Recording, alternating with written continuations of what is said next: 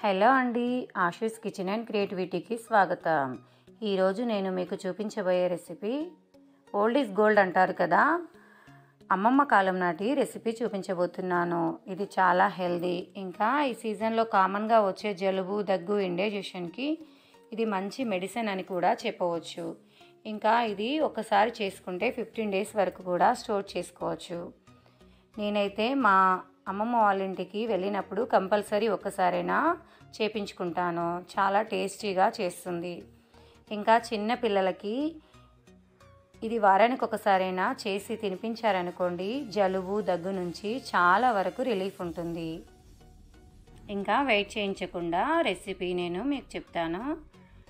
వాము వెల్లుల్లి కారం.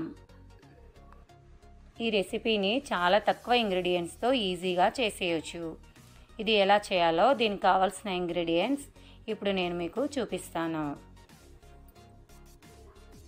వీడియో మాత్రం ఎండ్ వరకు చూడండి.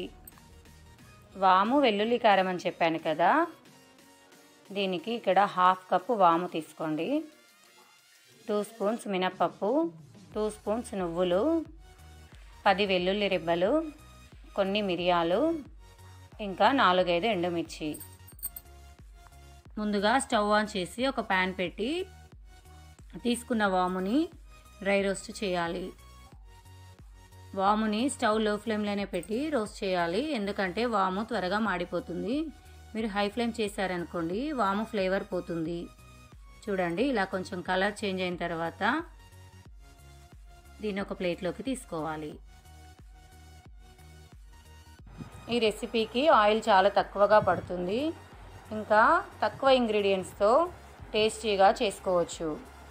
చూడండి, తీసుకున్న మినపప్పుని కూడా ఇలా డ్రై రోస్ట్ చేయాలి.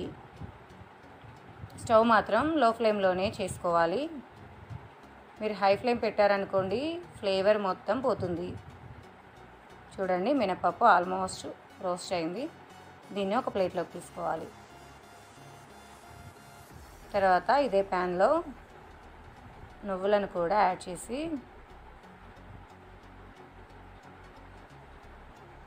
తర్వాత మిరియాలను కూడా లైట్గా రోస్ట్ చేయాలి. మిరియాలు మాత్రం చాలా తక్కువగా తీసుకోండి. వీటన్నింటిని ఒక ప్లేట్లో తీసుకొని కంప్లీట్గా చల్లారనివ్వాలి. తర్వాత ఇదే ప్యాన్లో 1 స్పూన్ ఆయిల్ వేసి వెల్లుల్లిని యాడ్ చేయాలి. మీరు కావాలంటే వెల్లుల్లిని డైరెక్ట్గా యాడ్ చేసుకోండి, నేను ఇక్కడ కొంచెం ఫ్రై చేస్తున్నాను. వెల్లుల్లి ఫ్రై అయ్యాక ఎండుమిర్చి వేసి తర్వాత 1/2 స్పూన్ జీరాని యాడ్ చేసి వీటిని కూడా ప్లేట్లోకి తీసుకొని చల్లారపెట్టాలి. ఫ్రై చేసుకున్నవన్నీ పూర్తిగా చల్లారాకనే అవి గ్రైండ్ చేసుకోవాలి, లేకపోతే అవి పౌడర్గా కాకుండా ముద్దగా అవుతాయి. చూడండి, ఆల్మోస్ట్ ఇవన్నీ చల్లారిపోయాయి. ఇప్పుడు ఒక మిక్సీ జార్ తీసుకొని వీటన్నింటినీ అందులో వేసుకోవాలి.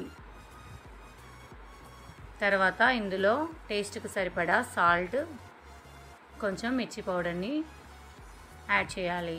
ఇక్కడ మిర్చి పౌడర్ ఆప్షనల్ అండి, మీరు కావాలంటే ఎండుమిర్చి కొన్ని ఎక్కువ తీసుకోండి. అంతేనండి, ఇలా ఫైన్ పౌడర్గా చేశారనుకోండి, ఎంతో టేస్టీ వాము వెల్లుల్లి కారం రెడీ. ఇంకా లేట్ చేయకుండా వేడి అన్నంలో నెయ్యి వేసి ఈ వాము వెల్లుల్లి కారంని కలిపి తిన్నారనుకోండి, అసలు ఆ టేస్ట్ని మీరు అసలే మర్చిపోరు. మీరు కూడా ఇంట్లో ఒకసారి ఇలా ట్రై చేసి చూడండి, మీకు కూడా చాలా నచ్చుతుంది. ఓకే ఫ్రెండ్స్, ఈ వీడియో కనుక నచ్చినట్లయితే లైక్ చేయండి, షేర్ చేయండి. మరిన్ని ఇంట్రెస్టింగ్ వీడియోస్ కోసం నా ఛానల్ సబ్స్క్రైబ్ చేసుకోవడం మర్చిపోకండి. మీకేమైనా రెసిపీస్ కావాలంటే కామెంట్ సెక్షన్లో కామెంట్ చేయండి.